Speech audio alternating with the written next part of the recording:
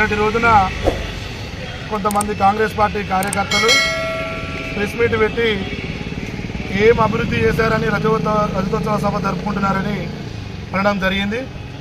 అయ్యా Congress party కార్యకర్తలారా, BRS party ఏం చేసిందో ప్రజలందరికీ తెలుసు. ఒక శాస్త్రమే ఉన్నది, తెలంగాణ రాష్ట్రంలో హనుమంతుని గుడి లేని ఊరు లేదు, కేసీఆర్ సంక్షేమ పథకం అందని ఊరు లేదు, కుటుంబం లేదు. కాబట్టి మిత్రులారా ఒకటి గుర్తుపెట్టుకోండి, కేసీఆర్ గారి సంక్షేమ పథకాలు ప్రతి ఇంటికి ఏరినాయి. అందుకోసమే మేము రజతోత్సవ సభలు నిర్వహించుకుంటున్నాం బ్రహ్మాండంగా. 10 లక్షల మందితో 1200 ఎకరాల భూమిలో బ్రహ్మాండమైనటువంటి రజతోత్సవ సభ నిర్వహించుకుంటున్నాం.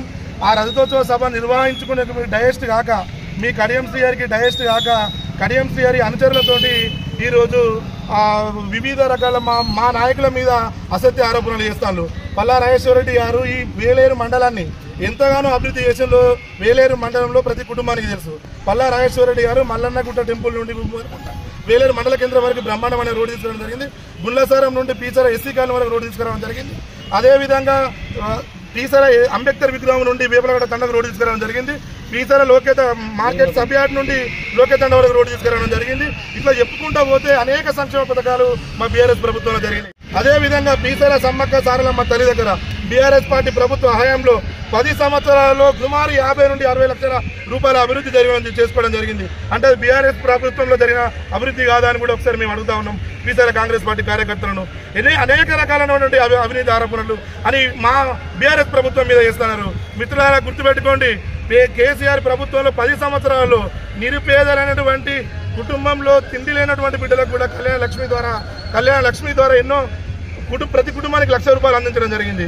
అదేవిధంగా ప్రతి జిల్లాలో ఒక మెడికల్ కాలేజ్ నిర్మించడం జరిగింది. 33 జిల్లాలలో 33 మెడికల్ కళాశాలలు వచ్చినాయి. జిల్లాకు ఒక ఇంటిగ్రేటెడ్ కలెక్టర్ కాంప్లెక్స్ వచ్చింది. మిత్రులారా ఇంకా చెప్పుకుంటా పోతే రైతాంగానికి సంబంధించి 24 గంటల ఉచిత కరెంటు ఇవ్వడం జరిగింది. కంటి రెప్పపాటు కరెంటు పోలేని కరెంటు, నాణ్యమైన కరెంటు రైతులకు కానీ పారిశ్రామికవేత్తలకు కానీ బీఆర్ఎస్ ప్రభుత్వం ఇచ్చింది. అదేవిధంగా 1000కి పైగా గురుకుల పాఠశాల పెట్టి ఎస్సీ ఎస్టీ బీసీ మైనార్టీ విద్యార్థులను ఆదుకున్నది. అదేవిధంగా ఎస్సీ ఎస్టీ బీసీ మైనార్టీ విద్యార్థులకు చదువుకోవడానికి ఓవర్సీస్ స్కాలర్షిప్ ద్వారా కూడా విద్యార్థులను ఆదుకున్న చరిత్ర ఉన్నది. కొంతమంది బీఆర్ఎస్ కాంగ్రెస్ పార్టీ కార్యకర్తలు వేలేరు మండలంలో చూసుకొని వాళ్ళ వాపును చూసుకొని బల్బును చూసుకొని వాపు అనుకునే నాయకులారా గుర్తుపెట్టుకోండి, మీ స్థాయి వార్డు నెంబర్ స్థాయిలో ఉన్నారు. మీ స్థాయి వార్డు నెంబర్ స్థాయి కూడా కాదు, పీసీఆర్ కాంగ్రెస్ పార్టీ అయితే వార్డు నెంబర్ స్థాయి కూడా గెలవని కార్యకర్తలు ఉన్నారు. మీరు ఒక డిప్యూటీ సీఎం ర్యాంకు మా మాజీ ఎమ్మెల్యే దాటుకున్న రాజయ్య గారిని కానీ వేలేరు మండల కేంద్రాన్ని అభివృద్ధి చేసినటువంటి పల్లా రాజేశ్వర గారిని విమర్శించే స్థాయి మీది కాదు. అనేక రకమైన సంక్షేమం ప్రతి కుటుంబం వేలేరు గ్రామంలో తీసుకుంటే కొన్ని 100 కుటుంబాలకు కళ్యాణ లక్ష్మి ఇచ్చిన చరిత్ర మా బీఆర్ఎస్ పార్టీకి ఉన్నది. కొన్ని కుటుంబాలను పర్సనల్గా ఆదుకున్న పల్లా రాజేశ్వర సార్ కూడా ఉన్నాడు. వేలేరు మండల కేంద్రంలో ఆదుకున్న చరిత్ర ఉన్నది. కాబట్టి మిత్రులారా, కాంగ్రెస్ పార్టీ వేలేరు మండల కాంగ్రెస్ పార్టీ కార్యకర్తలారా, బీఆర్ఎస్ ప్రభుత్వం గురించి మాట్లాడినా, మా పల్లా రాజేశ్వర గారి గురించి మాట్లాడినా, మా తాటికొండ రాజయ్య గారి గురించి మాట్లాడినా కూడా తప్పకుండా తగిన బుద్ధి చెప్తాం బీఆర్ఎస్ పార్టీ కడుతున్నాం. మీరు అనుకుంటాను మేమే సర్పంచ్లం అయిపోయినాం, మేమే ఎంపీటీసీలం అయిపోయినాం, మండలం మొత్తం మా కంట్రోల్లో అనుకుంటాను. కానీ బీఆర్ఎస్ పార్టీ చేసిన అభివృద్ధి కార్యక్రమాలనే మీరు ఇప్పుడు కొనసాగిస్తున్నారు. బీఆర్ఎస్ పార్టీ చేసిన అభివృద్ధి కార్యక్రమాలనే ఇప్పటికి కూడా మీరు కంటిన్యూ చేస్తూ మేమే తీసుకొచ్చిన 800 కోట్ల రూపాయల అభివృద్ధి, మేమే తీసుకొచ్చిన 800 కోట్ల అభివృద్ధి అంటారు. కానీ అంతకు ముందే 104 కోట్ల రూపాయలతోని పల్లా రాజేశ్వర గారి సహకారంతో మా మున్సిపల్ శాఖ మంత్రులు కేటీ రామారావు గారు, డాక్టర్ తాటికొండ రాజయ్య గారు, ఇదే బీఆర్ఎస్ పార్టీ రెక్కల కష్టం బీఆర్ఎస్ పార్టీ కార్యకర్తల రెక్కల కష్టం మీద కడియాల శ్రీహరి గారు స్టేజ్ మీద ఉండి పల్లా రాజేశ్వరతోనే సాధ్యమైందని కూడా బహిరంగ చెప్పిన చరిత్ర ఉన్నది. మిత్రులారా, కాంగ్రెస్ పార్టీ కార్యకర్తలారా, ఇంకొకసారి మా దళిత నాయకులను ఉండండి. 72,000 మాదిగల ప్రత్యేక డాక్టర్ తాటికొండ రాజన్న, 72,000 మంది మాదిగల ఆత్మగౌరవం తాటికొండ రాజన్న. కాబట్టి తాటికొండ రాజన్న జోలికి వచ్చిన, మా వేలేరు మండల అభివృద్ధి ప్రదాత పల్లా రాజేశ్వర జోలికి వచ్చిన తప్పకుండా 4 చీరేస్తాం. ఎవరైనా సరే కాంగ్రెస్ పార్టీ కబర్దారని హెచ్చరిస్తా ఉన్నాం.